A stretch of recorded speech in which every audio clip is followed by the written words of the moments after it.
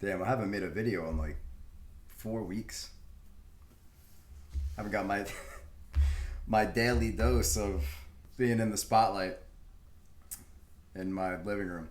So let's talk. Let's talk first about what's going on with the Treasury issuance.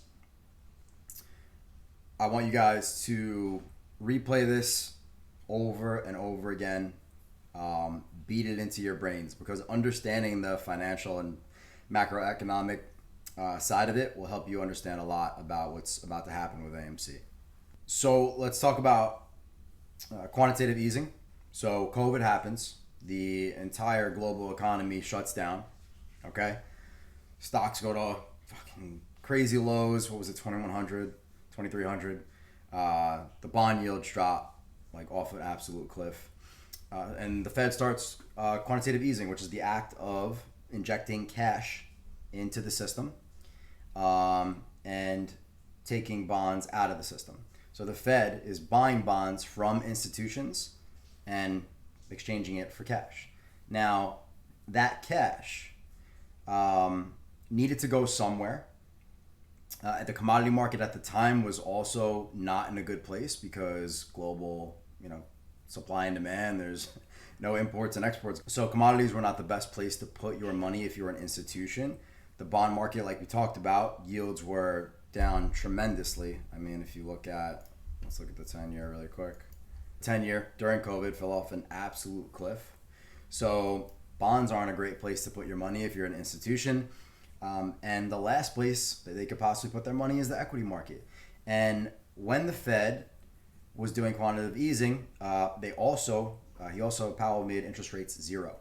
So what that encouraged was the repo and reverse repo markets to just have very fluid liquidity transfers overnight in between banks. Banks could borrow and exchange money collateral at 0% interest. So this is just like, it was an absolute frenzy.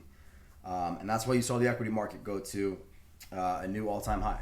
So quantitative easing. Now let's talk about quantitative tightening, which is the opposite. So in quantitative easing, the Fed is expanding their balance sheet with bonds, okay?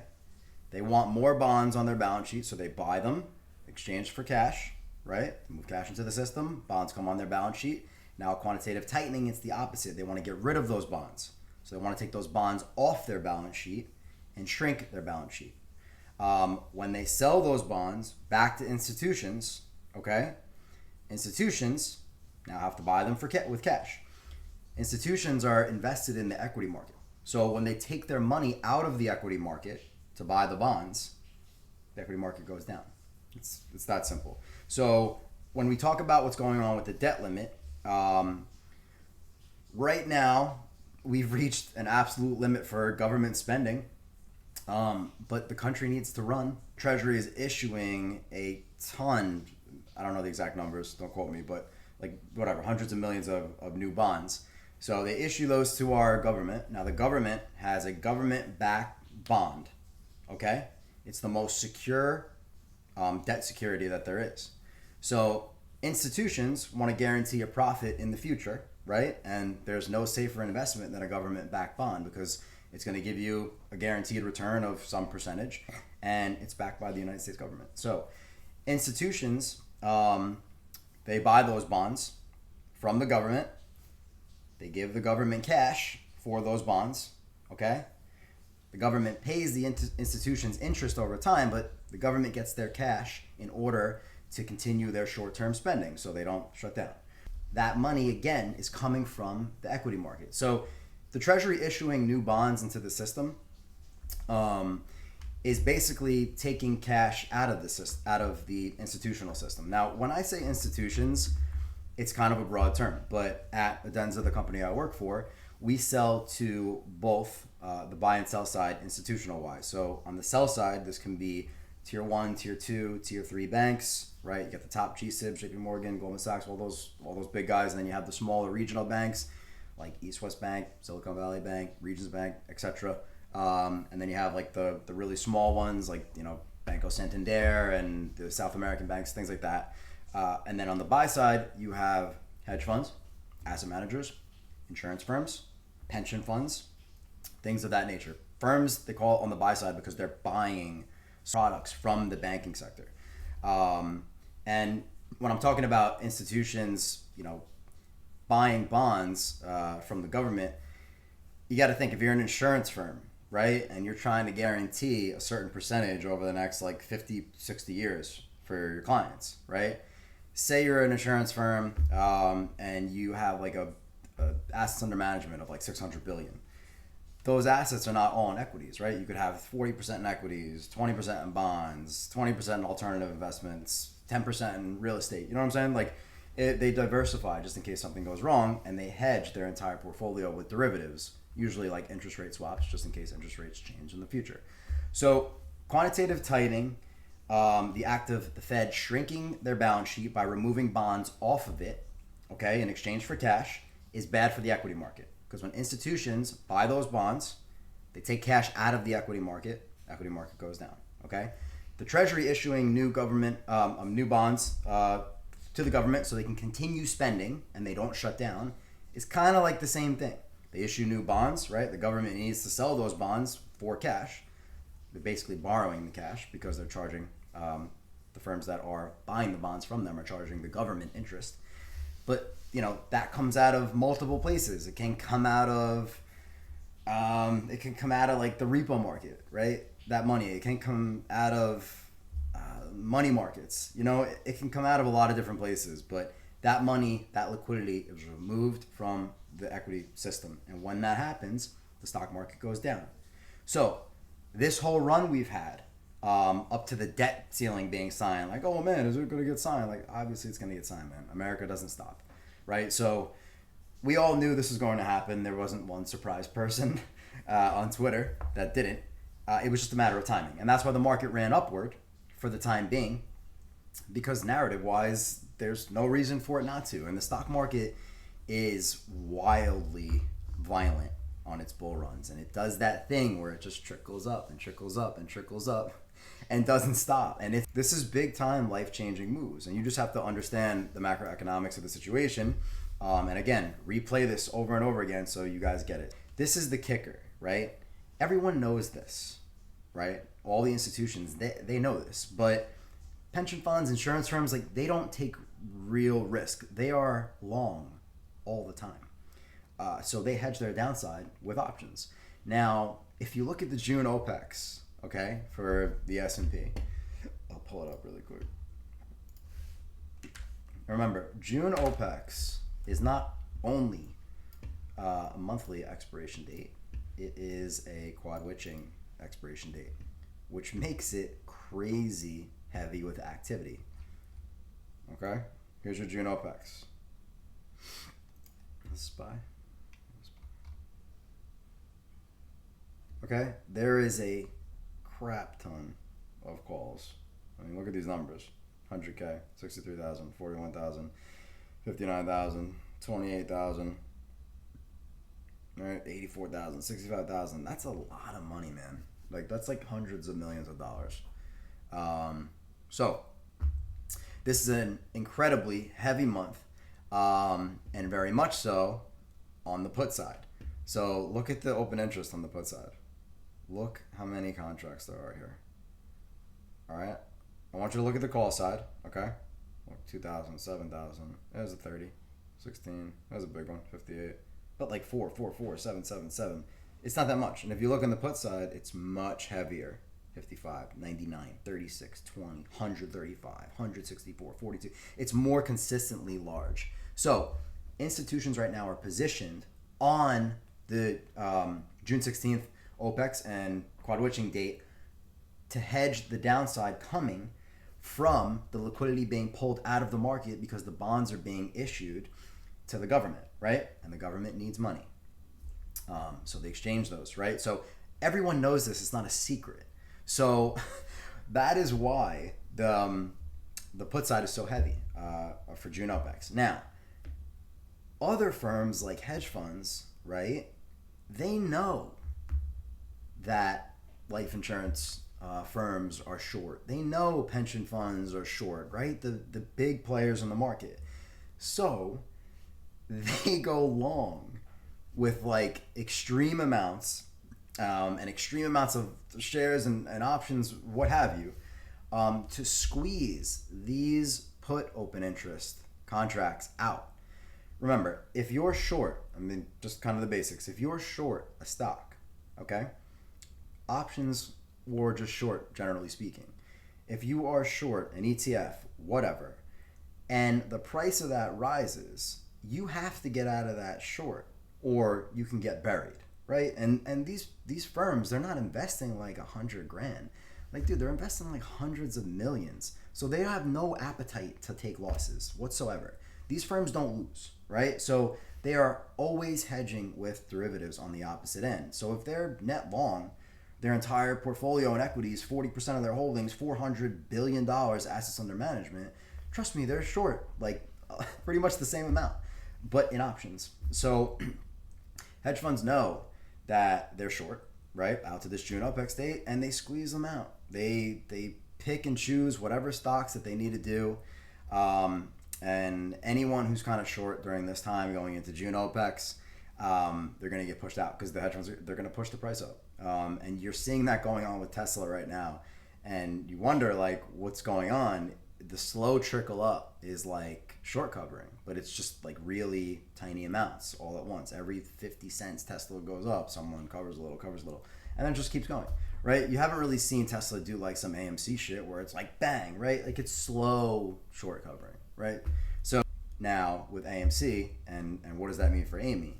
So right now the whole market's in like a short squeeze environment. You're seeing a lot of tickers just make crazy moves. But with Amy, we know that something else is going on. It's not so simple like Tesla's as like it's going to make a slow rise or whatever. This algorithm that is repeating, it works on a timer, and it works in basically cycles on quad witching dates and monthly OPEX dates, and more importantly, just kind of like weekly 3-day cycles as well. So I can already tell like what days we're going to make our moves. And I believe we are going to start this week. So I posted about this 4 weeks ago on my last video. We were looking at the option chain and it was absolutely dry for AMC. It's not anymore. Okay. But we saw that back when we were looking. We saw that there was no open interest on June 2nd and June 9th. But look at all the open interest now. 14,000, 12,000. Still not a lot though. Where you see the open interest, that's crazy. It's OPEX week. Look at this shit. Stacked. Right? Crazy amount of calls. Okay? So, AMC makes its repeating pattern. Jan, June, sell off. Jan, sell off. Right? It's the same shit over and over again. We're going to make our mini Jan run, I believe, this week. One thing about the option chain and max pain that is so incredibly important for dealers is that the stock market is a casino. Okay? It is a casino. The casino needs to make more money than the people using it in order to stay open. So what they usually do at the beginning of every single week, and I know you guys have seen this, on Monday, Tuesday, they run Amy a little bit, 5%, 10%. Everyone gets fucking starts salivating, right? Oh man, it's gonna run this week. They buy calls, they buy weeklies because they're all degenerate gamblers, right? How many times have I told you guys to not buy weeklies? If I say it again, my brain's gonna explode. They buy calls for the week, and then they axe AMC down to fucking max pain. It's like 90% of every week, right? The whole year. If you look at the whole year, 90% of the year, they bring it right down to max pain. Because max pain is the strike level that causes the most losses for the call side and the put side. Now, at the beginning of every week, they usually run it Monday, Tuesday, axe it down into Friday, okay? They do this when AMC is distributing downward, okay? But if this is the week we're going to make our move, we're not going to be distributing. We're going to be making an accumulation schematic, which looks like a squeeze schematic, which is the January and June run. So we got to do the January one first, okay? When I say January run, I mean a miniature version, okay? And this is how I think they're going to do it. Usually, they run it Monday, Tuesday, I think they're going to drop it Monday, Tuesday first. Okay? It's the opposite effect. So if they're going to run it the rest of the week, they drop it on Monday and they catch the put buyers by the balls and then they fucking rip it. So it's a malicious thing. It goes both ways. They're not just trying to screw over every call buyer. They're also trying to screw over put buyers as well, and call sellers as well, right? You're going to see Amy dip, right? Because I don't really feel afraid right now at all. Like, we're sitting here in this nice little, from the bottom, that ridiculous hatchet job after hours drop in the golden pocket, right? We're at 455. I feel pretty safe right now. I know that Amy makes her moves on the 786 usually and the golden pocket, right? So I'm not really scared right now. I would be scared though if she did this tomorrow, a candle like that. I would be scared. I'd be like, holy shit, this thing is going to break support here and we're going to $3, right? Like, that's what most people would think. And remember, there is a giant gap here, right? And where does that gap go down to? $4.05. I bet you, like any amount of money, they drop AMC tomorrow.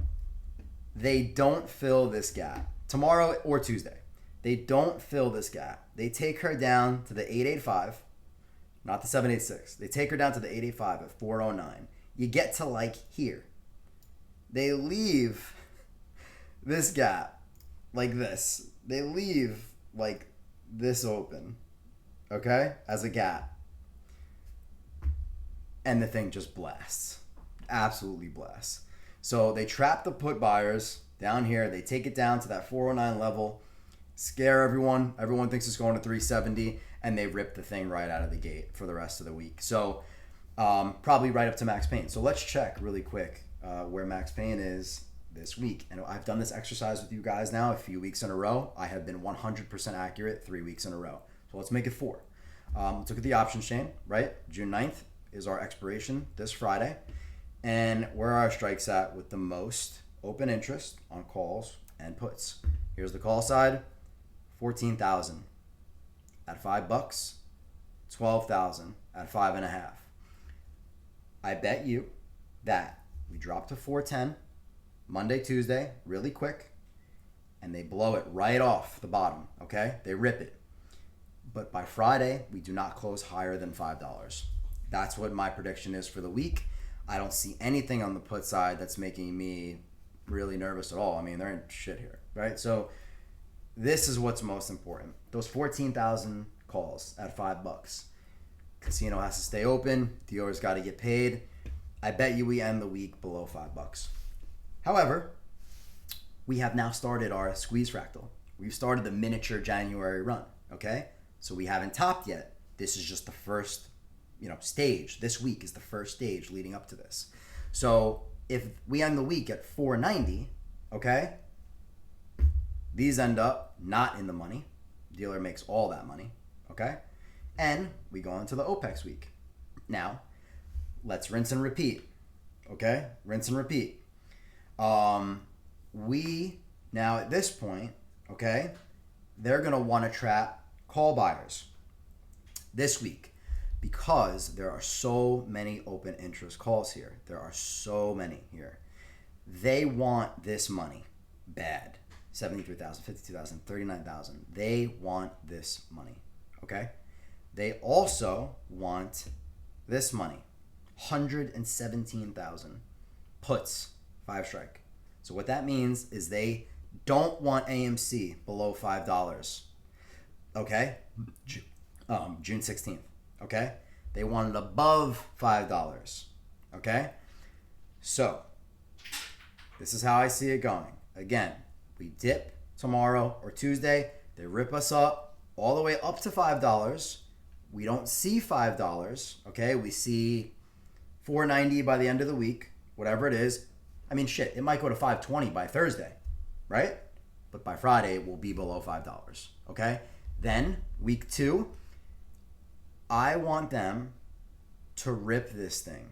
I want them to rip it Monday or Tuesday, okay? Most likely Monday. Remember, FOMC and CPI is on Tuesday, okay? The 13th. So 9 times out of 10, like AMC doesn't rip on FOMC days. You know what I'm saying? Like it doesn't do that, because FOMC days are about the Fed and they're not about corruption and all this shit. They don't want attention given to the meme stocks on an FOMC day when everyone on the globe is watching the goddamn television, right? So they don't really do it like that. So I either think they're going to rip it to 620 on Monday, okay? And then bleed it out the rest of the week so you close above 5, so these don't end up in the money, right?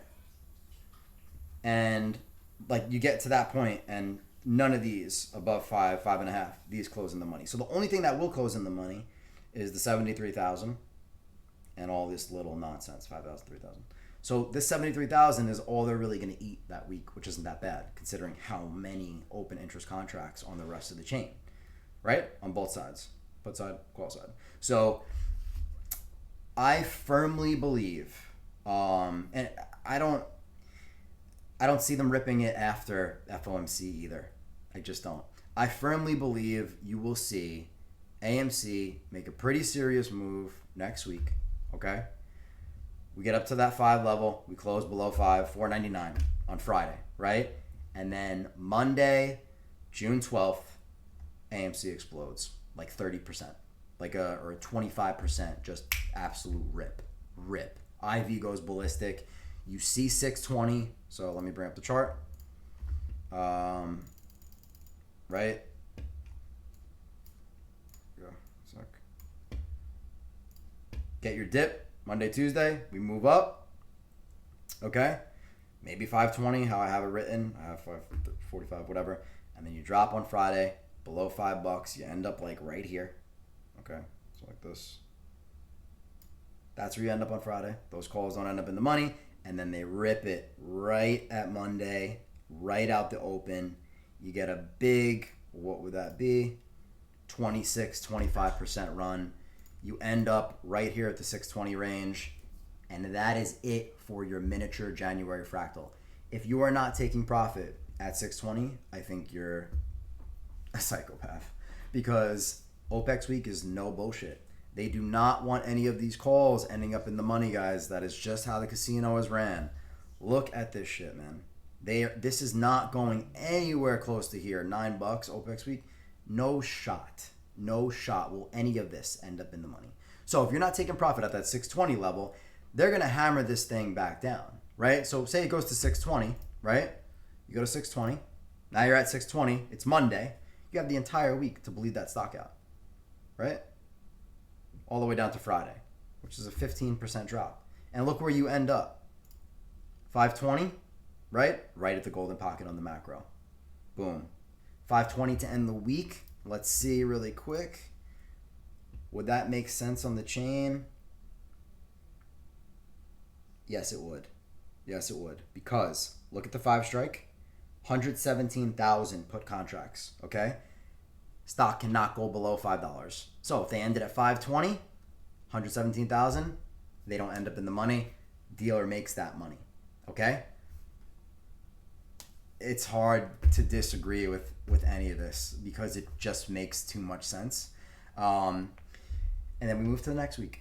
But I got to be honest with you guys. Like, if you see Amy start running and she pulls a 25% day, you have to take profit on your options. You have to take profit on your options. Do not hold and let them bleed you the fuck out like I am anticipating they're going to. Okay? They do it every time. It's a trap every time. Now, that would be our miniature January fractal. Now, what comes after the January run? The June run. Okay? The June run is not going to be till the end of the month. Okay?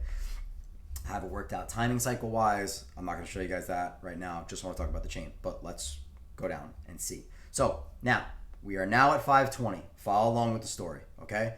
We're now at 520 and we are Friday, basically the 16th OPEX date. Okay. Maybe they end, whatever. They end at like here, 540 to end the week. On the OPEX day. That makes more sense than 520. And this is why. If they end us at 540, those 117,000 puts, right? They don't end up in the money, okay? And anything below 5.5 is fine. So when we get to Monday, again, what did I just say about what they like to do? They set up a trap Monday and Tuesday, and then they rip it the rest of the week, or they rip it Monday, Tuesday, and then they drop it the rest of the week. So if we are about to complete a miniature version of the June fractal, they are going to then drop it Monday. That's Juneteenth. We have off on that Monday. So that would be Tuesday. We go down to 520 at open, and then you get the top of your golden pocket. They trap put buyers, and then they fucking proceed to rip it from there. And then you start to get your June fractal sequence playing out. And that would end, again, it's trap, right? They take it to, let's look at the option chain. So that week, the Juneteenth week, which is the 20th through Friday the 23rd, okay? That's 4 days. Let's look at the chain for the 23rd. And we're basically expecting it to go to where? $7? Look at the 23rd, guys. Wide open. There is no resistance here. It's like air. No resistance here, man. Whatsoever. Right? So this thing could top that week, or it could top the next week again if you look at the 30th.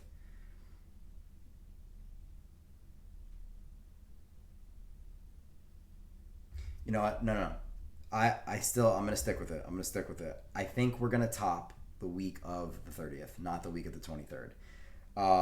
Again, looking at the chart, that week, the Juneteenth week, virtually the chain is completely unhinged at this point. So it can do this. Like, it can do this that week. Look at my arrow. But if this is the Juneteenth week, it could just go like that. Okay? I'm just giving you a heads up. If that chain's dry, that's usually when the algo runs the stock.